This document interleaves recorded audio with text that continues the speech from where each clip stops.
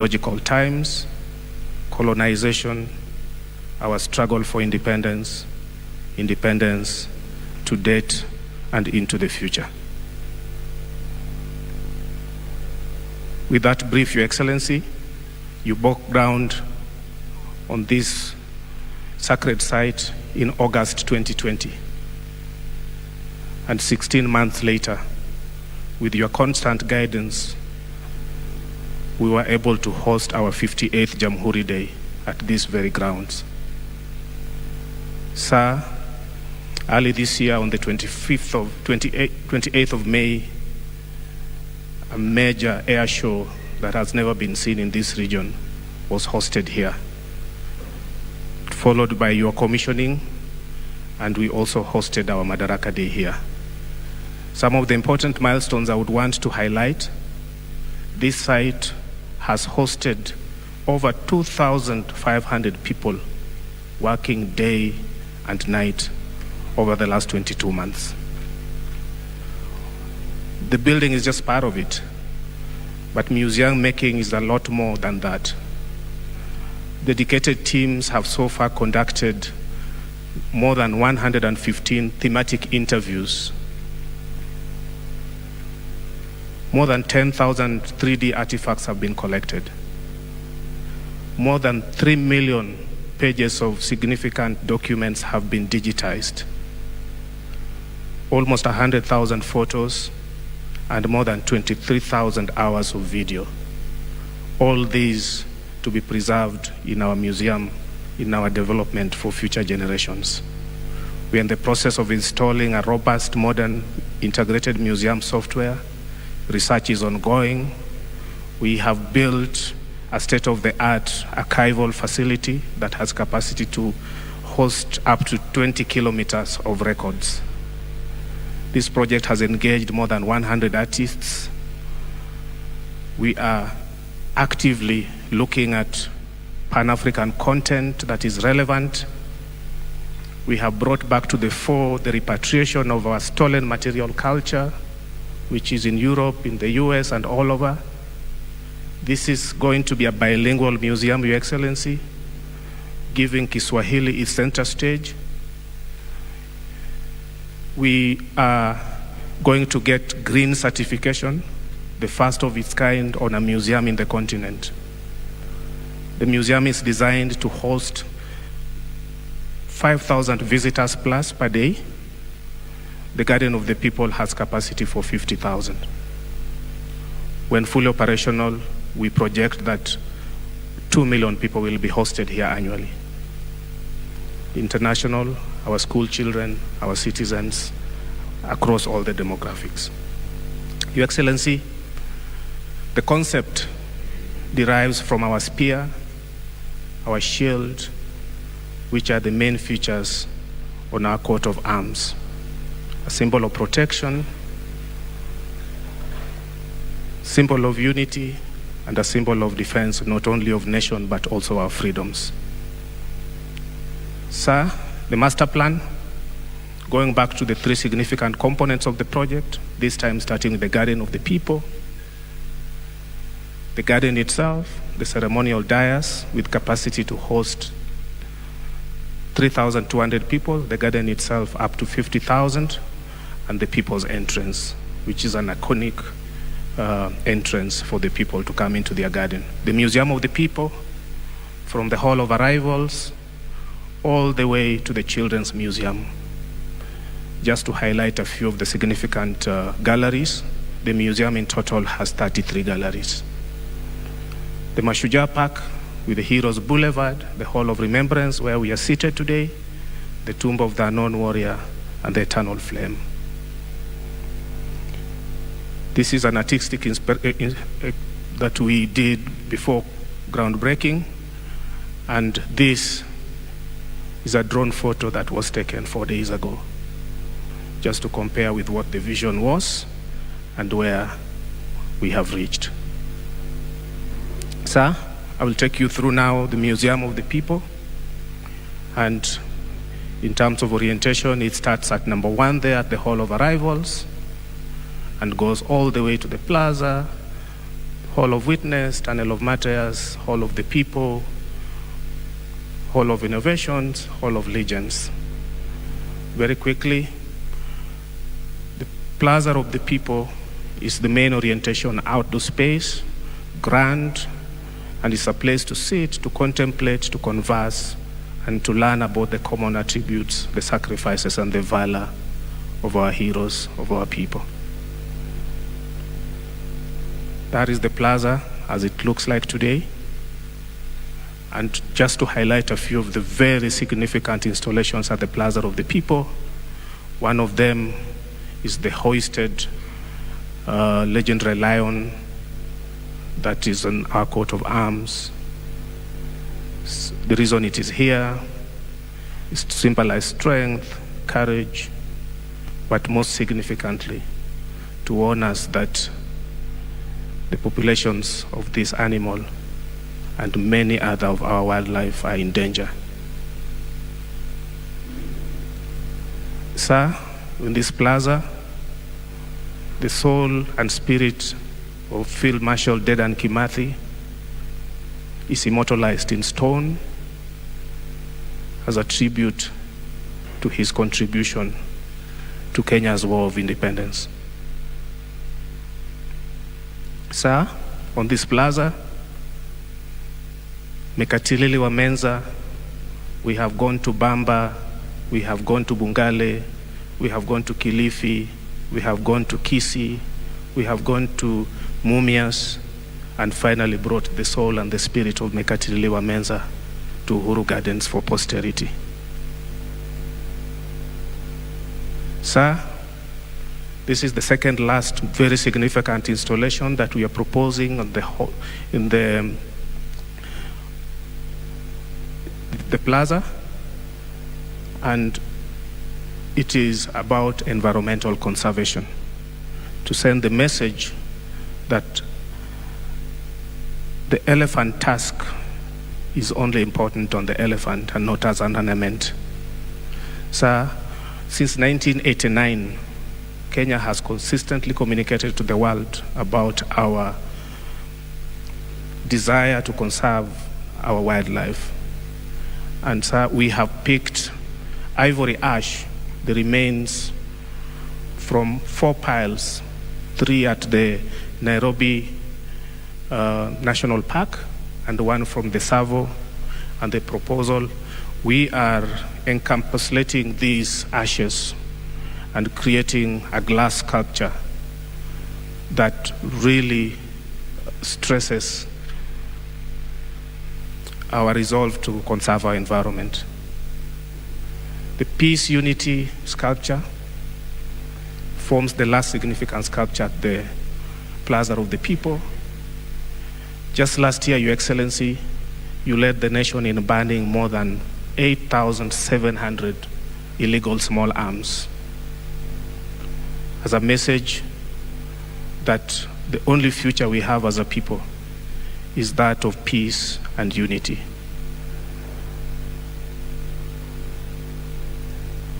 After we are done with the plaza, sir, the next major gallery in the museum is the Hall of Witness. The Hall of Witness is about the sights and sounds of Kenya. This is the main indoor orientation space. This is where you meet ordinary Kenyans. This is where you meet famous Kenyans. This is where you experience our beautiful beaches, game parks, sunsets, and so on.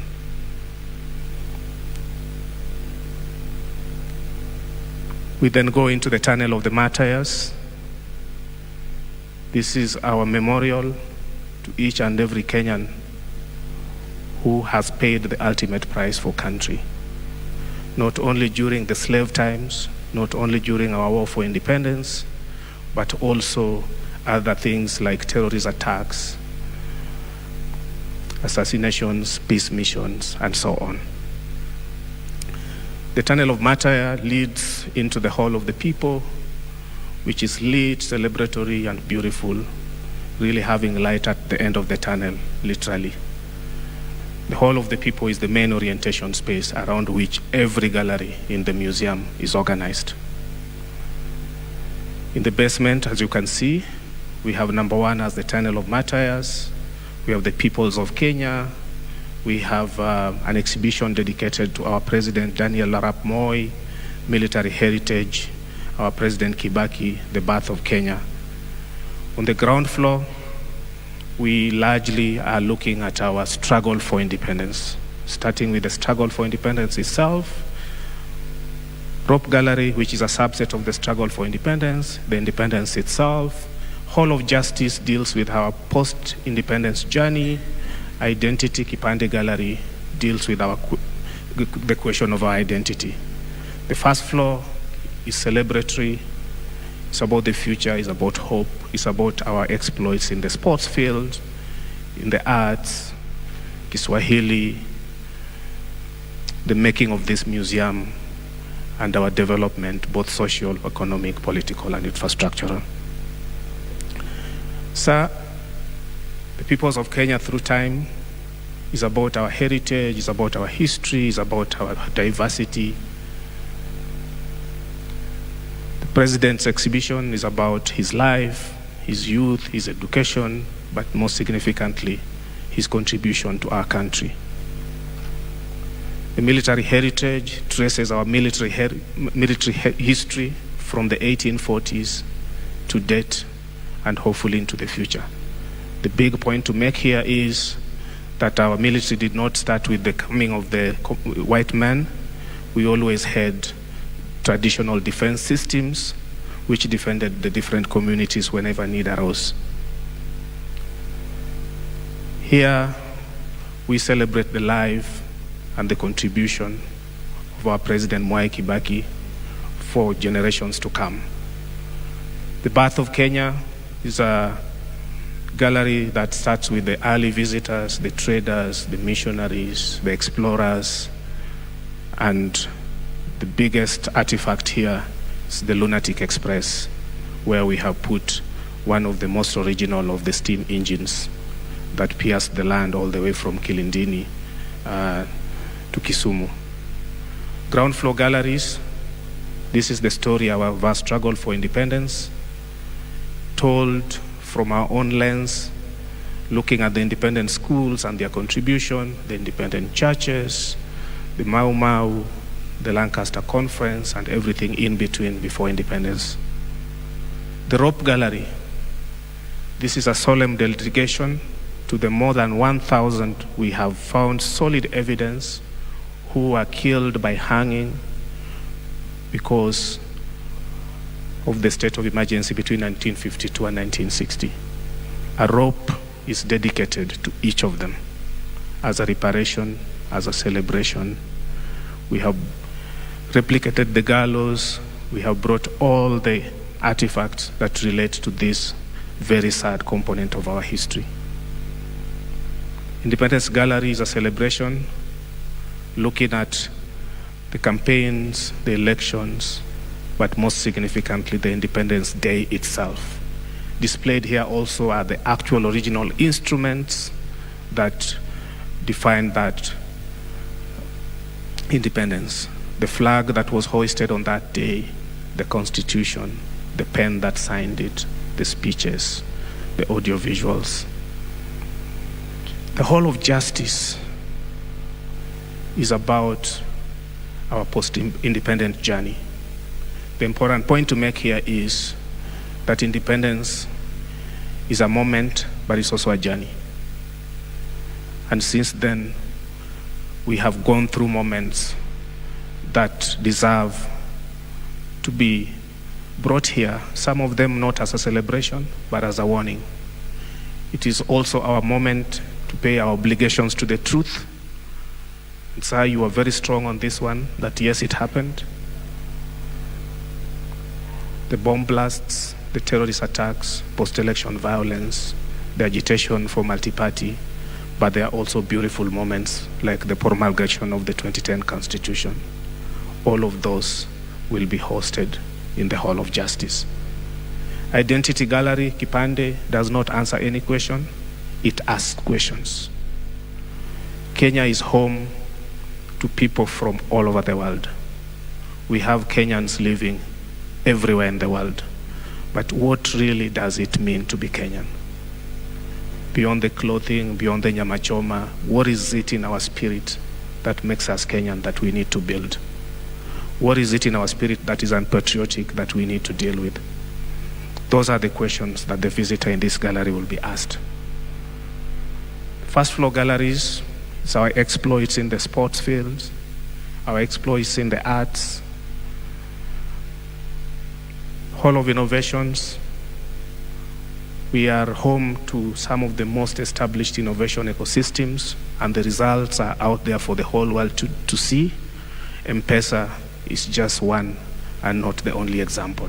And this hall, the dream is that it could then become a much more robust ecosystem that then brings all these innovation initiatives, accelerates them, incubates them, and hopefully commercializes them to continue building our country.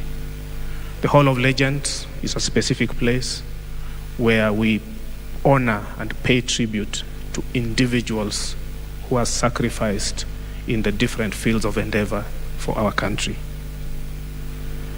In the outdoors, we have brought the tourist station, one of the first stations in the original line in Promolo.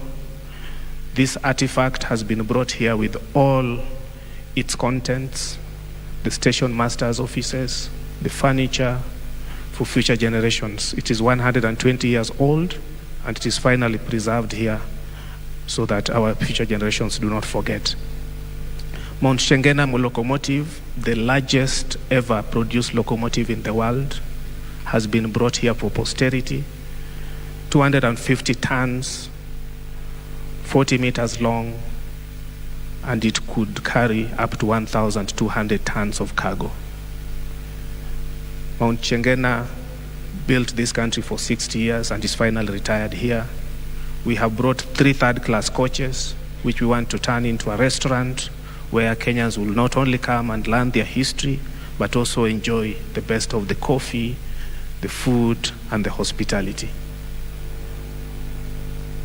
Sir, we have also dedicated a presidential library to our founding father so that that history is preserved, and it has been deliberately put next to the Mugumo tree that he planted more than 59 years ago when he led our land to independence. We have brought Mzee Jomo Kenyatta's house from Gatundu, where as President of Kenya, he traveled 70 kilometers every day and back to be with his people, the modesty of it, so that future generations can learn and hopefully appreciate. Children's Museum is one of the critical installations that is going to be in Uhuru Gardens, and its aim is to tell that entire story, but from the eyes of our children. The Garden of the People, this is where our national celebrations, I already gave the statistics, and the picture showing there is a rehearsal just before the last Madaraka Day. Mashujaa Park, Heroes Boulevard, this is a place for reparation where we will celebrate the bravery, the sacrifices of all those who have contributed to our country and also immortalize them. The Hall of Remembrance is where we are seated here. It's a multipurpose hall where lectures, prayers, conferences will be held in Uhuru Gardens.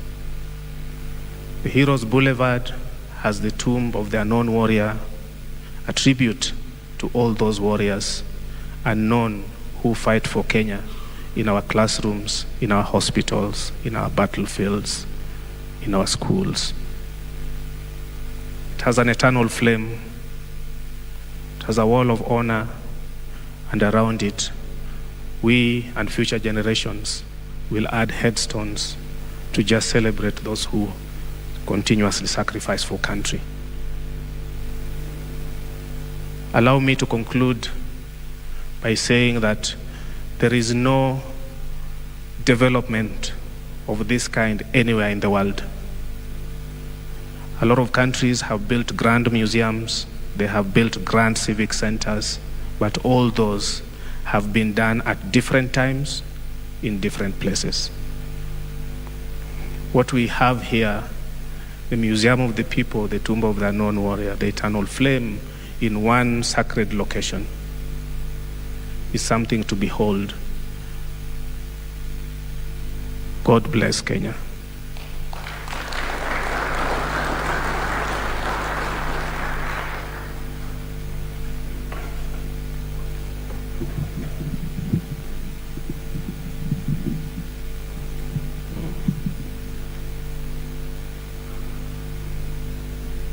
Excellent, sir. May I now play a 10-minute video highlighting the making of this monument this far.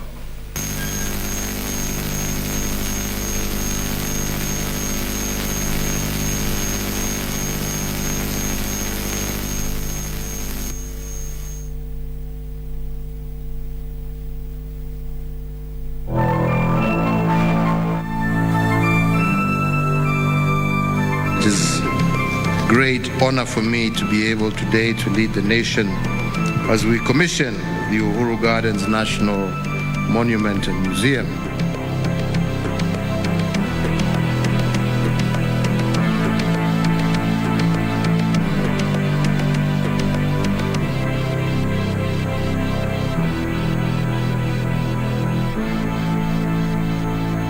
This project has got several built-in galleries as well as facilities for recreation. So the museum that we have commissioned today will narrate every significant event in our Kenyan history. A history not told by others about us, but a history gathered by Kenyans for Kenyans. We have set in stone, steel, marble, wood and glass, the tale of Kenya's triumphs as well as our tragedies.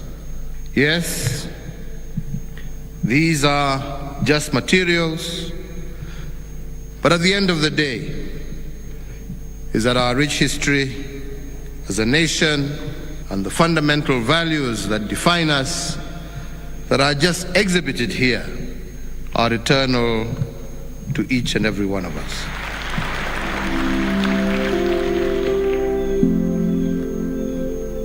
It is my high privilege and profound honor on the eve of the 59th anniversary of Madaraka Day to declare the Uhuru Gardens National Monument and Museum inaugurated, open, and to call upon those who come to continue this great work and immortalize the past for the benefit of our future.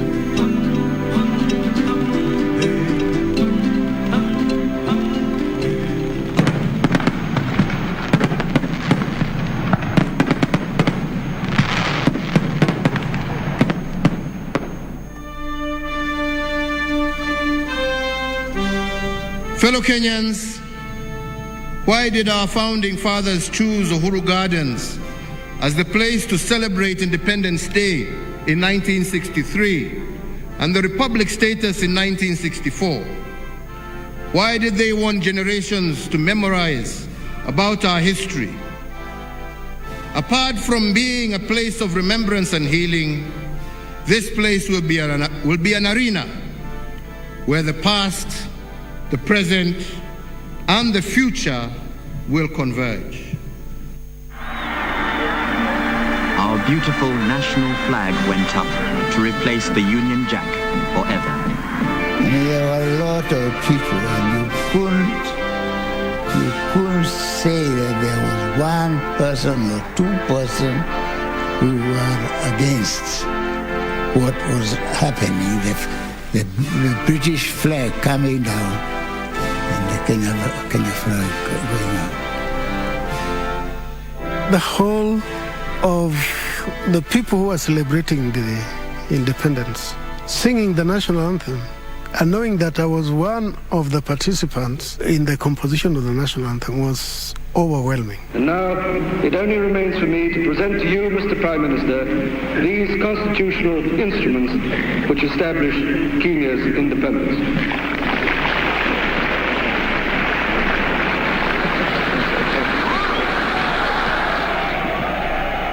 Hiki ni kitabu cha kusema wananchi wa Kenya wote wako huru. Wananchi wa Kenya wote wanaishikilia serikali yao kwa mikono yote miwili, mtu akitaka asitake, ni yetu sisi.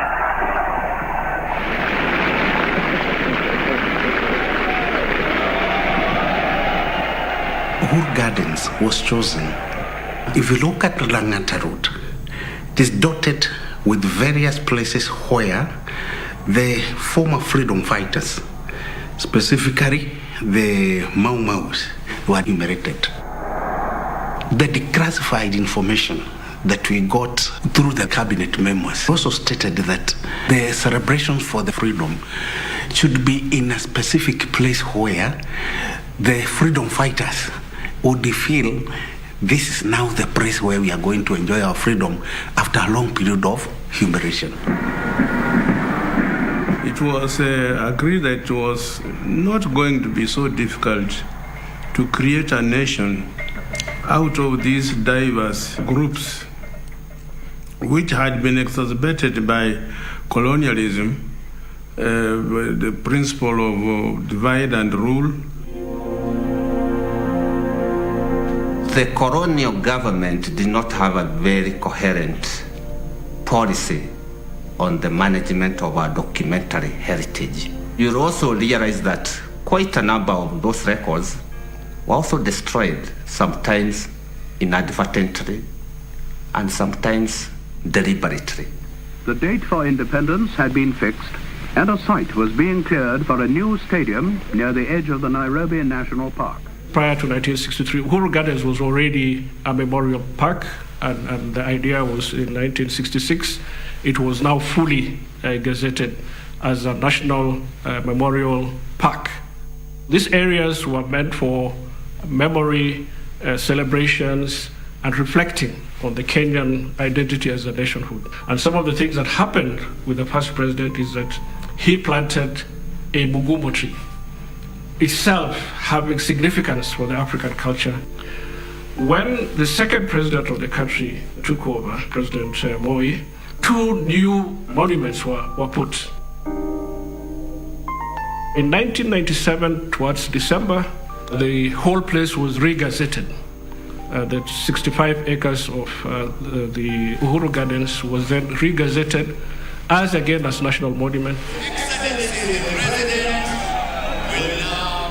When the 2010 Constitution was unveiled, after the first sentence that honors and acknowledges the supremacy of God, the Almighty, the next actually statement in that preamble is that we are honoring those who struggled heroically for the freedom of this country. And then it says we honor again the diversity of the cultures, religion of the people of Kenya.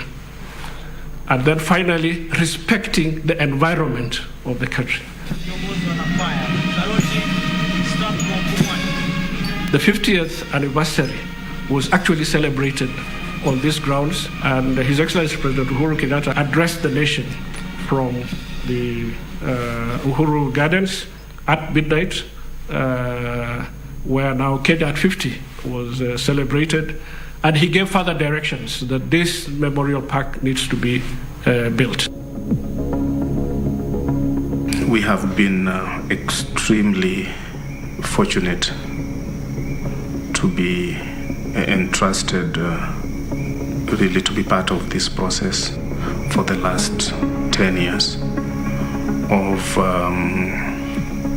transforming this hugely significant place into a modern, into a 21st century civic district that celebrates every facet of our being as the Kenyan people.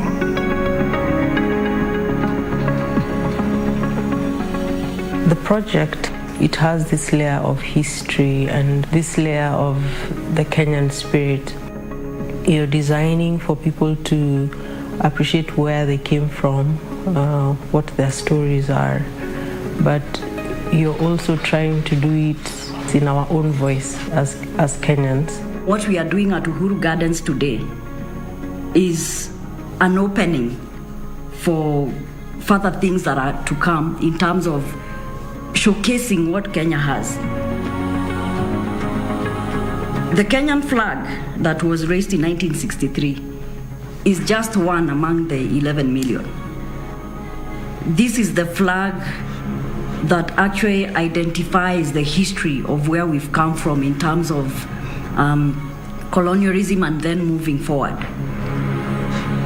The first constitution and the pen are a symbol of what our pride is and what we are as a people and what we've gone through and where we've come from and maybe what we aspire to be in the future. So for us to have those items with us, it means then that history can never be erased. It's a project that will give a sense of national entitlement, national pride. It's a project that will help sort out some of the issues that we are dealing with as a country. It's a project that is 360 degrees addressing matters to do with culture, matters to do with the nature, and matters to do with history. If we didn't do this, it meant that 20 years down the line, there's some of these things that could have been eroded or done away with.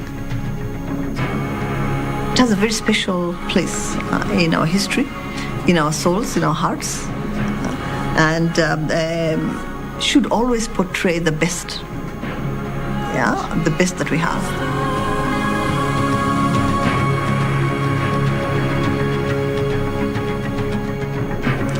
Renewing and improving our civic district, our sacred place as a people, has brought in the entire government working in a very coordinated way under the leadership of the Kenya Defence Forces, who are the primary protectors of our sovereignty. This project is about protecting the sovereignty of the peoples of Kenya. And I think it is apt, it is right that the Kenya Defence Forces is leading the entire government to realize this for the people of Kenya.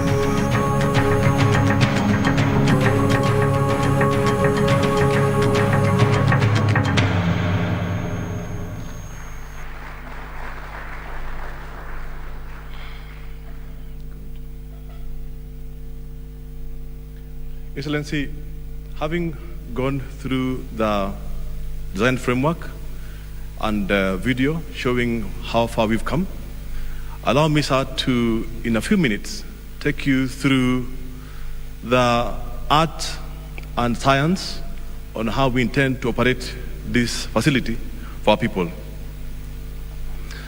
So, the plan is to operate this in the first 3 years on the medium-term expenditure framework, the MTEF. That's how government plans. So based on that, our short term is running from the financial year 2022-2023. Already, Excellency, we have got out of the 33, we have stood up 16 galleries, which is our initial opening. These galleries are thematically arranged as was given by the architect. In that context, all the galleries in the basement are ready. That is item 1 up to item 7. Your Excellency, in this context, our plan is to begin with targeted groups, a few groups that will come from August up to November to give feelers, to test our structures, systems, give us feedback on the efficacy of our systems, and if there are any weak areas to address. Your Excellency, towards the end of 2022, we will then be able to have opened our doors to our people and begin to see if what we designed for them works. Fast forward into 2023, Your Excellency, we will have stood up another 6 out of the 33. Therefore, within that time, we will have stood up 22 of them, which is Hall of Legends up to the P58 gallery. The P58 is a gallery that speaks to how this project was conceived and how it has come to be. Your Excellency, coming into the medium term, the financial year 2023 to 24, our biggest highlight is we plan in June 2023 to host the first symposium here. This symposium is focused into addressing the efficacy of building multiple galleries within a museum and monument. We intend, therefore, Your Excellency, to have scholars of repute, to have those who deal in heritage sciences and culture, to come here from all over the world and interrogate if what we've done is viable, if yes, what was right, if not, what could we have done better. This, we think, Your Excellency, will be able to give us limelight into the International Museum arena and together with culture. Your Excellency, we cannot run this facility purely on the exchequer. Our plan also is to invite and initiate an endowment fund for the Uhuru Gardens National Monument. Your Excellency, this is borrowed a bit from the Commonwealth War Graves Commission. It's our vision that the corporates in this country will be able to put in seed money that will be ring-fenced and run separate and apart from the daily runnings of the museum. Your Excellency, here we will then invite them to be able to support us to run the Mashujaa Park and especially the Tomb of the Unknown Warrior, because once it begins to grow, we need to have our heroes resting in a place that is well maintained. Your Excellency, towards the long term, that is financial year 2024, 2025, we will have stood up all the 33 galleries. And then we can declare that all that was envisaged in the conceptual framework of laying this facility are operational. That brings us that by that time, we will have weaned ourselves off the exchequer bottle. Excellency, it's our intent, therefore, that within the short term, the medium term, and the long term, which ends with financial year 2025, we will be able to attract up to 2 million visitors per year. Because our intent is not the foreign tourists exclusively.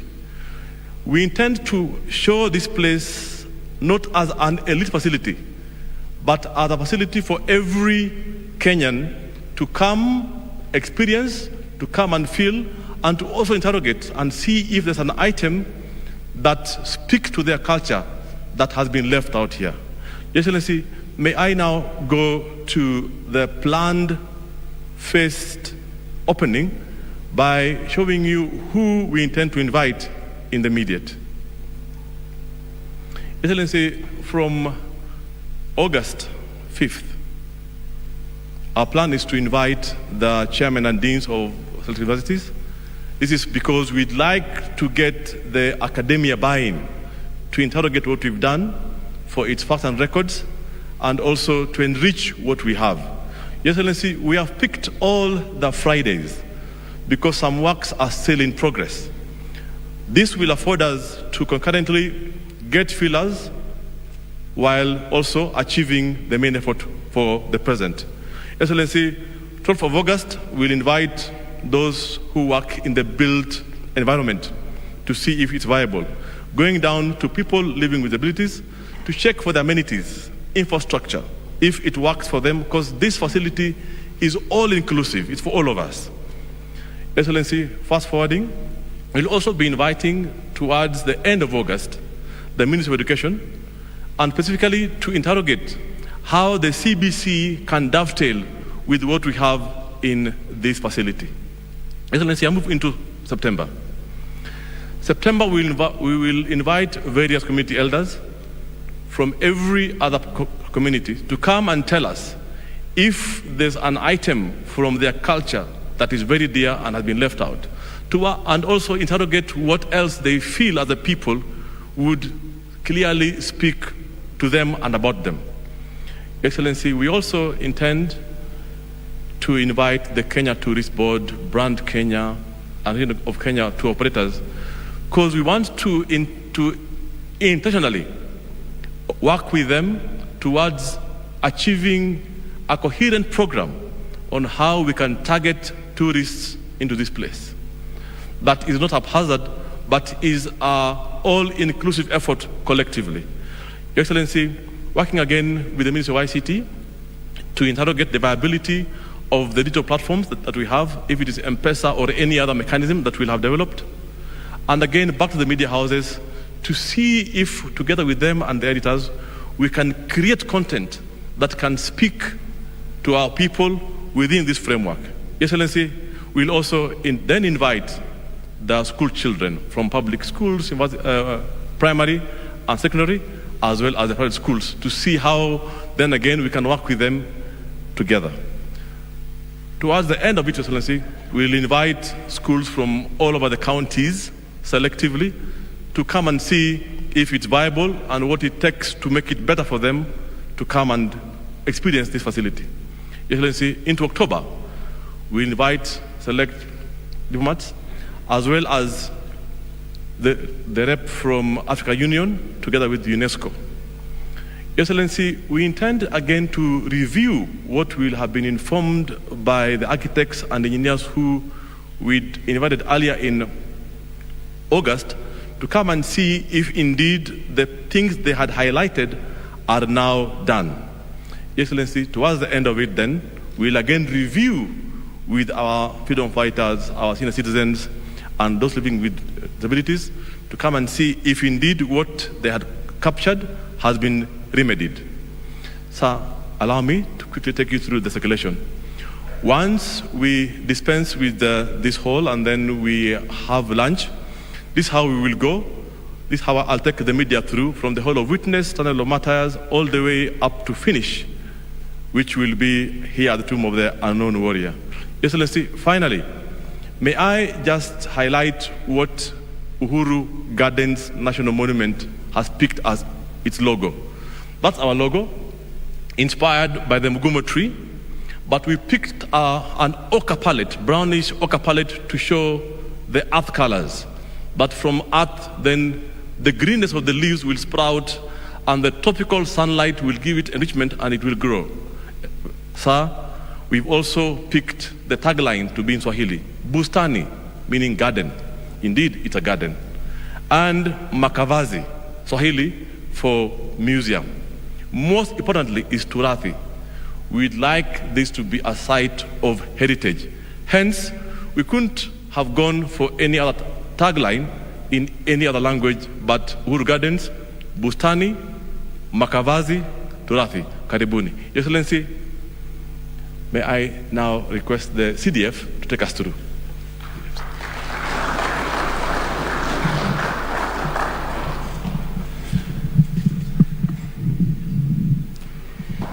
Your Excellency, after those two presentations and briefs, it is now time to request our colleagues from the media to clarify any issue that you may have.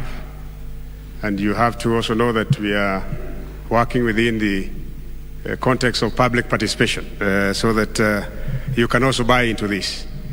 So let me request whether there are questions, then I can moderate that. The questions can be either asked to me as the chairman of the steering committee of this project, or to our two presenters. Who is going to go first? Where? Oh, okay. Yes, please. Thank you. Good evening. Thank you, Mr. President, for the invitation. My name is George Maringa from KTN News, that is the Standard Group, and my question regards the cost of accessing the museums, because it's a spectacular piece of architecture, the 33 monuments and all. I'm interested in knowing how much Kenyans will be paying to access, to be able to go through this history that we take pride in. Thank you. Thank you. The director will take that. Yes, sir. To answer your question, the plan is to work out rates that speak to every demographic. So we will have rates for school children. We'll have rates for non-Kenyan tourists. We also have rates for local adults. These rates will be agreed upon by public participation on what actually we're able to afford and what we're able to sustain. Presently, we are unable to give you a figure in Kenya shillings, but it will be a figure that is manageable by each demographic. Thank you. Next question. Yes, please.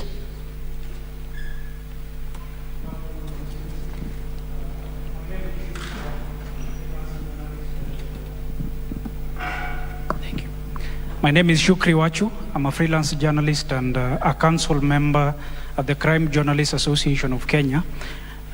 So when we were being taken through the thematic areas, you spoke of repatriation of Kenyan artifacts.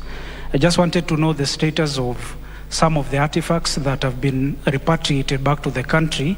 And also noticeably, you said that you're going to engage communities and inquire on which artifacts they would love to feature right here at this center. Thank you.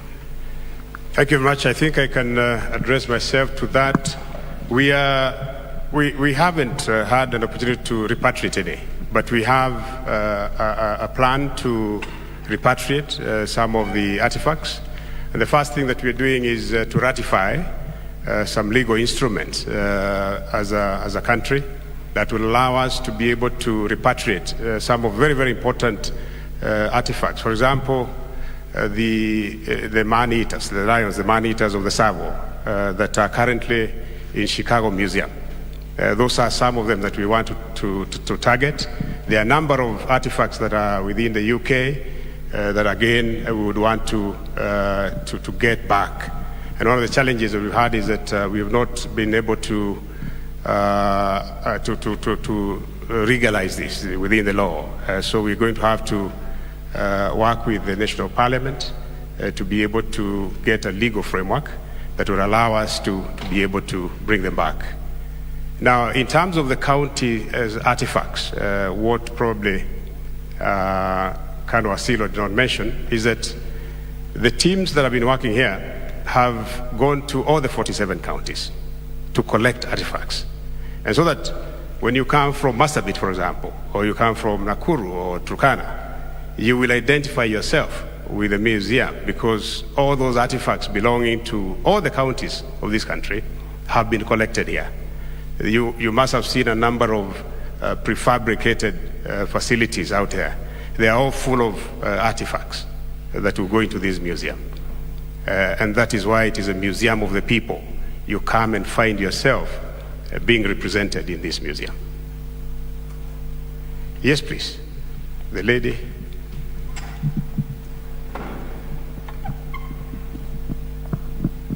Good evening, Your Excellency. My name is Leila Mohammed from NTV. My quick question is, when are we expecting for the 16 galleries already ready for Kenyans to start visiting them?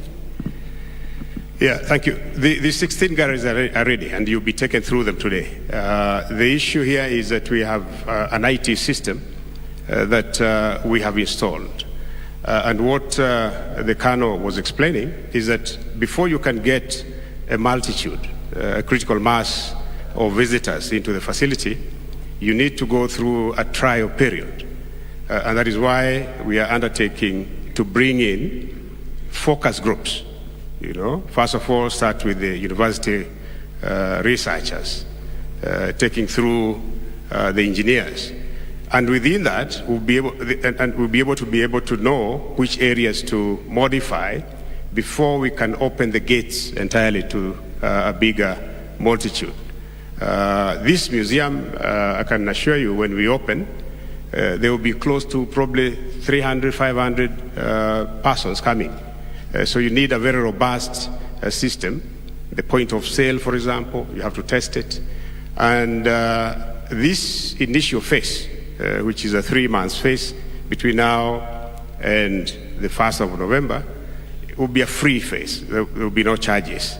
These groups will not come here to pay, but the reason we're bringing is to test the systems and processes, and also to get feedback that will be plowed back into the facility. It's a huge facility, as you will see, with the 16 galleries, and therefore we need to make it sure that we're right with the systems and processes. Yes, please.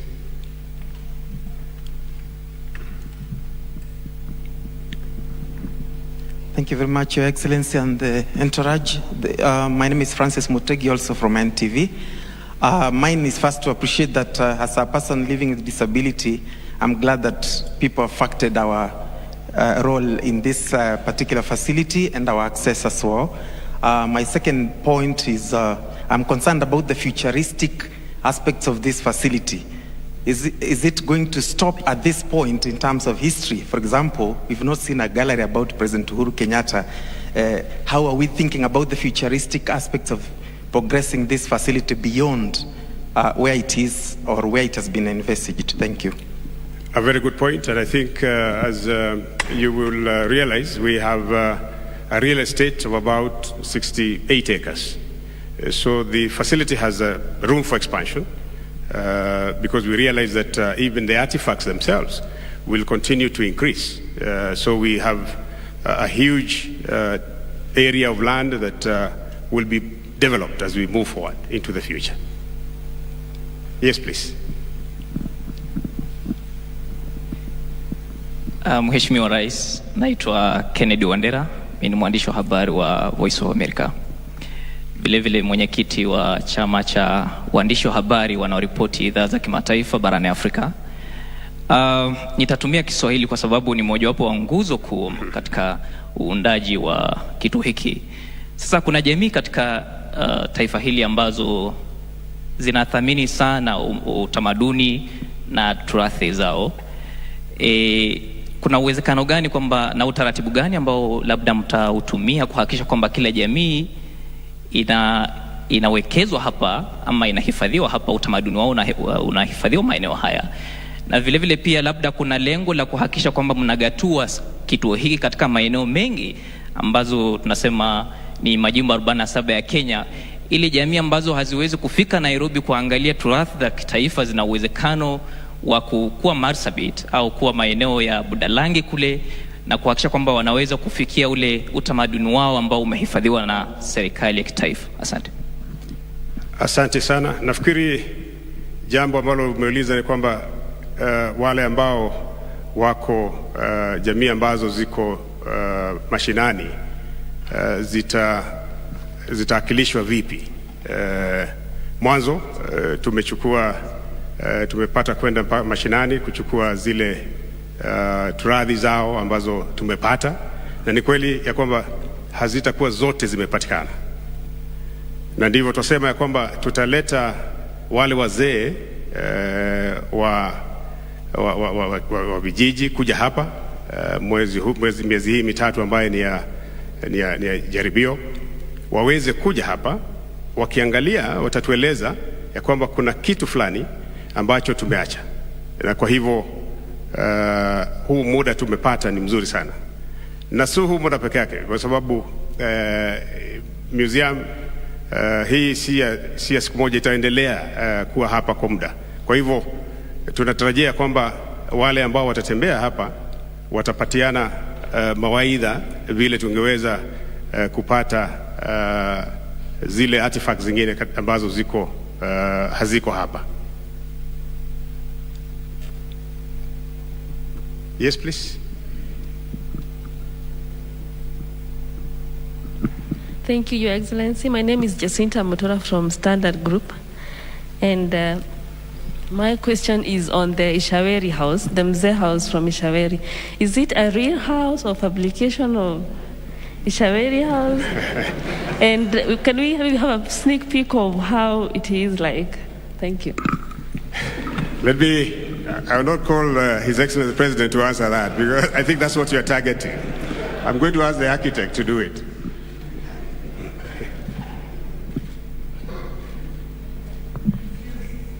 Thank you, Your Excellency. So we have brought every piece that built that house. We have brought the window the way it was, the door the way it was, the bathroom, the floor, the fireplace, and reconstructed it here. Plus the furniture.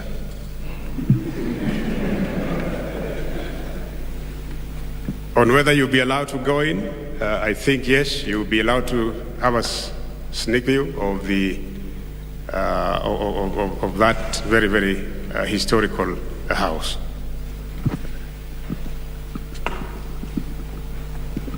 Any other? Yes, please. Thank you, Your Excellency. My name is Duncan Haemba. I work with KTN News, the Standard Group. Two quick questions. Bana CDF would want to know, one, the cost. It has a project that has moved with speed, I think with the military precision. How much has it gone into the project? And then in terms of management, initially it was a public facility for recreation. So do we expect it to remain strictly under the military, or it will be military and civilian at the same time? And then a quick one, maybe some were thinking, because we are turning this particular one to be a historic site, any plans to have maybe the founding fathers' remains moved here as well to make it a complete history, or he will remain lying at Parliament buildings? Thank you. The first question about costs, I think costs cannot be fully articulated at this point because, as you know, this is still work in progress. It is still work in progress. I cannot tell you how much it will cost when we have completed the three galleries that we have. And as you know, and as you will be briefed when you get into the galleries, you will see the complexity of making a single gallery. So that might not be, it will not be wise for me to say the cost at this point, but you surely get the cost once it has been fully operationalized. Secondly, on the question of management of this facility is a multi-agency facility. As I said, the development of this facility brought together MDAs and agencies, including the National Museums of Kenya. And therefore, we see this being run as a national monument and museum, bringing together the whole of government. The Kenya Defense Forces will be there. The National Museums of Kenya will be there. We'll have NPS. Everybody will be here to be able to run this facility. And that is the only way it will reflect the face of Kenya. Now, the other question is about the remains. I think that one is very, Africans, we are very we are very particular about our fallen heroes. And for that, a decision of that magnitude requires to be discussed at family level. But we see a situation whereby we'll have tombstones of those departed and whose remains we cannot bring here. Remember, we've talked about this being the Heroes Park. And there is the tomb of their known warrior, not soldier, a warrior. And warriors are journalists who have paid the heavy price in covering news. Professor Wangari Maathai, an environmentalist, those heroes of this country that are recognized by a particular, within a particular framework, can decide that their tombstone be placed here, while the remains are wherever they are at the moment. So those are the permutations that we are working under. And as you see, the curvature of around the eternal flame, all those names of those departed heroes will be enshrined there, okay? And so that anybody coming will recognize that, yes, here we have our heroes who not probably rests physically, but they're recognized physically here. Am I okay with that? Okay, good. Next, please. Thank you very much. I think the ladies and gentlemen, Your Excellency, have been tired and hungry. Before we can bring this to a close, it is now my duty to request His Excellency the President to address you on this very, very auspicious day. Your Excellency, sir.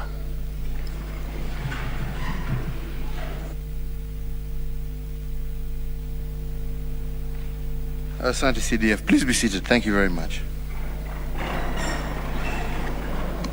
Good afternoon, everybody. And let me begin by apologizing for coming later than I was expected to, but as you all know, huu ni muda wa mambo mingi. So let me just say that today we begin, as you have heard from all the presenters today, our stakeholder validation process, as we actually begin the process of operationalizing this Uhuru Gardens National Monument and Museum. So I'm happy to join all of you, especially members of the media, who are the first focus group to be invited. And as you've heard, other focus groups will also be invited in the days, weeks, and months ahead to help us with the validation process and to correct and help straighten areas that may need, but also begin the process of public awareness and explaining to Kenyans what this place is all about. A place for us to talk of our rich history, our culture, our traditions. A place where we shall celebrate the good. We shall see the bad as it was. It's part of our history. We can't run away from it. And remember our ugly, so that we hopefully shall never repeat our ugly again. So it will be the face of who we are, what we've been, what we've gone through. It'll also be the place that shall be the custodian of all our historical, our cultural artifacts, memorabilia of all sorts, a place where various audiovisual stories shall be, so that you don't have to depend on people like me standing on a podium and lying, and they were never there. Mtu nasikia mtu anaongea, mimi acha niwaambie za Maumau, mimi namwambia ya hii, na mtu hata hakuwa amezaliwa, lakini bado anakuambia najua. And it'll also tell us, you know, how our country has been birthed, shaped, and where we are. And hopefully it'll be a place, especially for you as media, to validate your stories. You know, not to depend on what Uhuru has told you. Not to depend on what so-and-so has said. Come see for yourself, verify your history, and be able to report factually, based on facts, not based on hearsay, based on facts.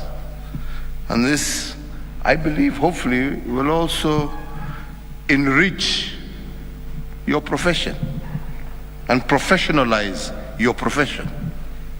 You're not just rumor mongers, but you're talking about facts. Huh? And you have things to back those facts up. And this is something that has missed in this country, unfortunately, for a very long time. Yeah? You depend on individuals who want to put things for their own, anyway,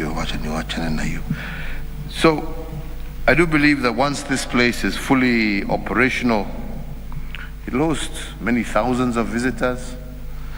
It will help us identify our Kenyanness.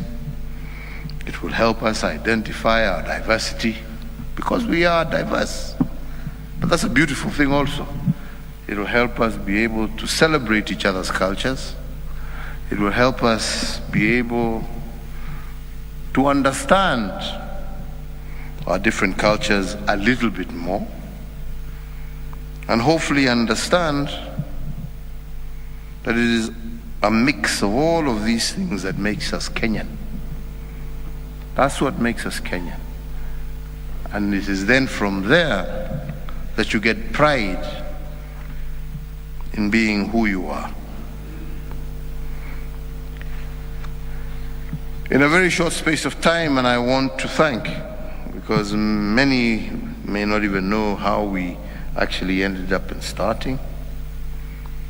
And maybe for the first time I can say how we ended up here and how we ended up starting and agreeing, and I want to thank all those who I was together with. But there was a time when we realized we were going to have, I won't call it a crisis, but life as it takes its toll. And we were asking ourselves many questions at the time. If this was to happen, what would happen? If this was to happen, how would we manage it? What would we do? Because as a country, we never had those kind of thoughts and plans. And I remember the day when we started, it was a weekend, a Saturday, with the then CDF, who was General Mwadede, and his deputy, General Kiboshi. And we discussed, and we were thinking, and we were thinking. And we said, let's go and look around.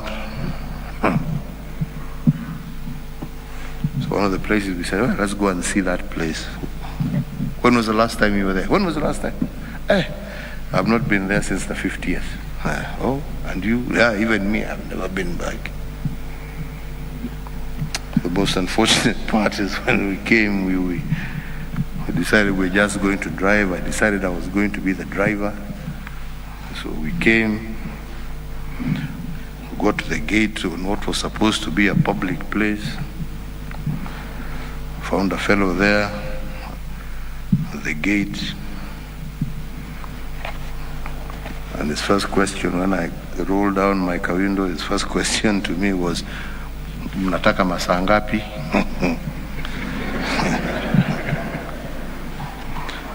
goes to show the kind of activities that were happening in this. So unaangalia mtu unamuuliza masaa ngapi ya kufanya, unaingia masaa ngapi? Saa moja, nusu saa. Kumwambia sisi wengine ni wazee bwana, we may need a whole day. But anyway, and it was really just a place that was a mess. And we all agreed it was a shame. At the place where we celebrated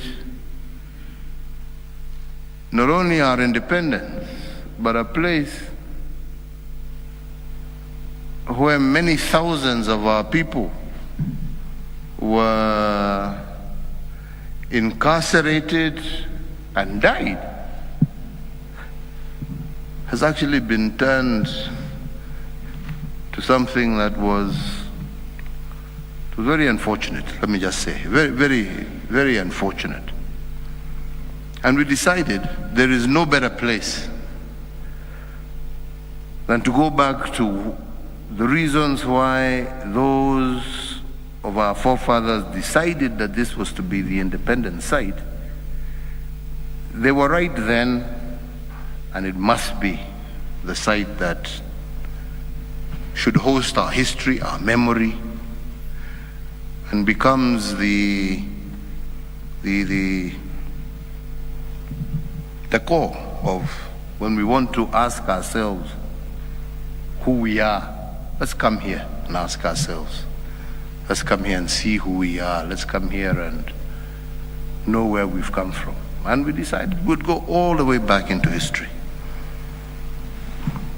And when we did decide that, we came across and we said, you don't reinvent the wheel.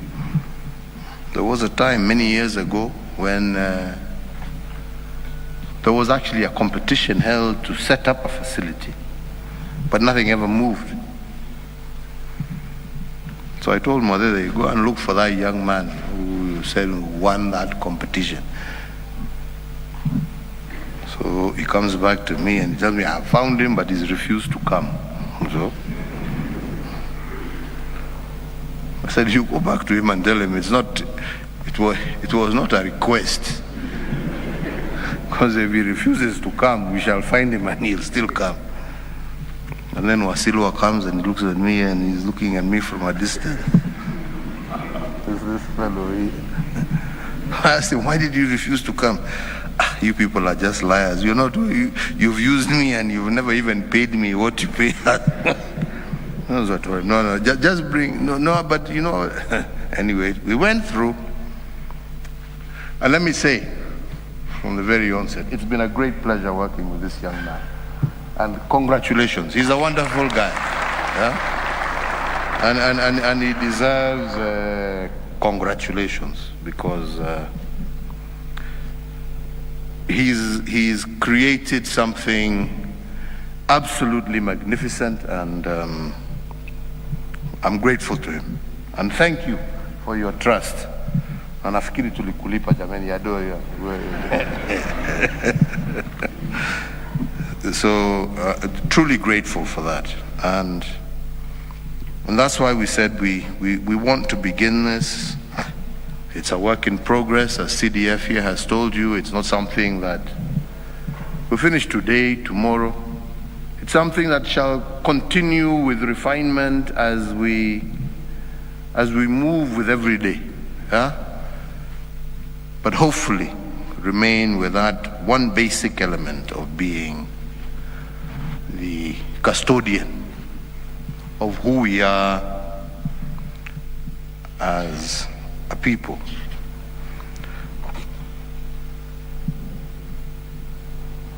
I don't want to repeat all that CDF has already said. Kenyans are asking, when will we be given an opportunity to come in and to go? But as with any institution such as this, and you want to do it and you want to run it professionally, it's going to take time, because then there are processes that you go through. You have your professionals, you have your intellectuals, you have your historians, you have those of our forefathers who are still alive. You want them to go through so that, is there anything that they feel is missing? Yeah? We have you, media, and that's what I'm saying. You are the first focus group. You've come here for a specific reason, you know. Maybe there will be ideas and views that you'll be able to share with people and to share with those who are involved to make it better. But our hope is that within the period of time that Colonel Opio has already mentioned to you, we shall be able to be open to the public. We shall be able to have it now run and managed in a manner that the public can access. But we don't also want to rush it, because yes, it's there, but it needs its process as any professional museum requires, so that you are 100% sure that what you're doing is right. Yeah? You may find an old man say, no, that outfit that you are depicting there, of that warrior, no, the dress was this, mume mix wrongly, mumefanya hivi. We also have, as we know, we are also doing an environmental side. We want to ensure, we're capturing all the fauna, anything that is indigenous to Kenya, our trees, our flowers, our shrubs. Is there anything missing? You know, we don't want to come and say, and then somebody says, lakini hii hakuna. Yeah, there's some old men from other places where artifacts we don't have. We need to go to them, collect, and be able to say that we have new communities that I'm proud to say we have made Kenyans. We have now Kenyans of Makonde ancestry from Mozambique. They are part of us now. They also need to be reflected here. How did they come here? How did they end up being naturalized as Kenyans? We have people who come from Rwanda, who were escapees in the early days of the 60s when they were fleeing the civil war there, and are now fully integrated in places like Eldoret and other places. They are a part of us. They need to be reflected here. Yeah?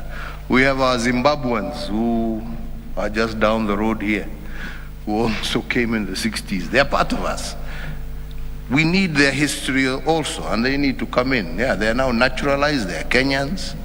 Their history also needs to be told. How do they come here? How do they end up settling here? How do they end up being here? Yeah? We have our Arab partners, we have our Omanis, we have our Indians, we have our Pakistanis, all of them. They're all part of this wonderful story of Kenya. And every community that makes up Kenya needs to be able to see themselves proudly for all they are, for the difficulties they've gone through, for the hardships they've gone through, for the great things that they have done. This is a place where we don't want to hide anything. We want to be free. Yeah? So that especially nyinyi don't have to go making up stories. Kujeni mujue. Yeah? The truth.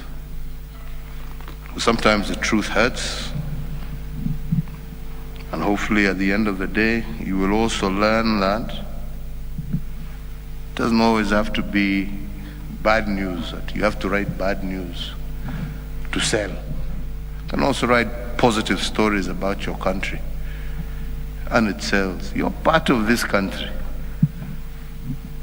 You're part of this country. It's not just the shilling you get from selling your news. You're part of this country. And you need to tell, just like this facility will do, the good, the bad, and the ugly. If it's good, be proud of it, celebrate it, show it. If it's bad, say it. If it's ugly, say it. Every day you just want to look for a sensational story. And then you look at the story, the story, the headline, two different things. But it's very sad. But it's hopefully a place like this will also inspire you to do those things, like all countries do. Once you know who you are, once you're proud of who you are, once you are able to acknowledge that no human being is perfect, then you will be able to celebrate the great things and talk about the bad things, but also, because that's how our country is like a human being. That's how we move forward. But we can't always be telling our people, you're bad, you're bad, you're bad, you're bad, you're bad. Then where is inspiration? Where do you get kids then who want to become... That's how you create migrants. Because a child there is like, there's nothing I can do here. The best thing for me is everything outside is better than what I have at home. So you've got to be able to show, because they are, as much as we have challenges, but they are bright spots that can inspire, that can give hope, that can encourage, that can build, that can make great people. You know what I mean? Yeah? They are there. And you just need to bring that out and tell the truth as it is. There's no shame in that. So we will continue to do that. And we are also hopeful that the next government will understand where we were coming from and be able to continue and push that. Because history doesn't end, it is just told. And hopefully we will move from that aspect of being a country where we depend on oral history. And oral history was good at one stage when we were civilized. But since the Mzungu came, we became uncivilized. And lies become the truth. So we need now to actually record so that we are able to have institutional memory as we move forward. So not only will this give us an opportunity to learn, but like I also said, going forward, we also want it to be a facility that will provide leisure and recreation for our people as well. So it's not just a learning facility, but a place where our people can also enjoy themselves. I was very happy when we came here for the air show and to see almost 30,000 people and cars parked all along the road, and it was a wonderful day, kids all over the place. So it shouldn't just be a learning place, but it should also be a place where Kenyans can find time to come and enjoy, and also a place for us to host and hold our national celebrations, to remind us of who we are. So as we work towards the full operational status, which is scheduled, as you've heard, at the early part of November, we hope that those who come in will continue with this. And I conclude once again by thanking you all for finding time. I apologize for coming late, like I said, but hopefully here you are. Help us build a place where through audio, video, culture, print, online, we can all tell a true story of our country and who we are, and be proud of who we are, and learn from our mistakes, and do better, and give hope and encouragement for future generations. For all who have been involved, from KDF, national museums, National Archives, National Police Service, KWS, Kenya Forestry Service, wote ambao wamehusika, Cabinet Office and the records there, all who have been involved. Hongera sana jameni. Prisons, ule mtu ndio ametoa record zote za wale watu ambao wamenyongwa, walifanywa nini.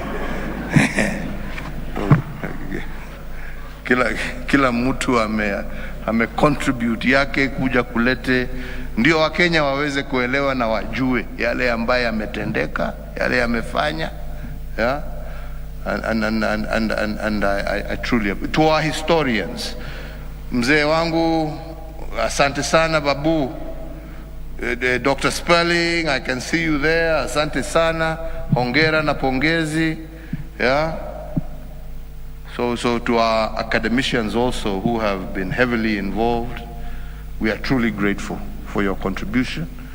And I do hope that it's not ending here. You will continue until you see this thing fully operational. Asanteni sana, Mungu awabariki jameni. Sorry, one more thing before we break. Najua mko na njaa kwa sababu nimechelewa, lakini CDF naomba kwa sababu mimi lazima nirudi kule. Naomba twende tutembee kidogo, yeah? And don't worry, you can hold yourselves for one more hour, because I can assure you that the lunch stroke dinner that this gentleman will offer you will be out of this world. So ningeomba twende tutembee, si ndio?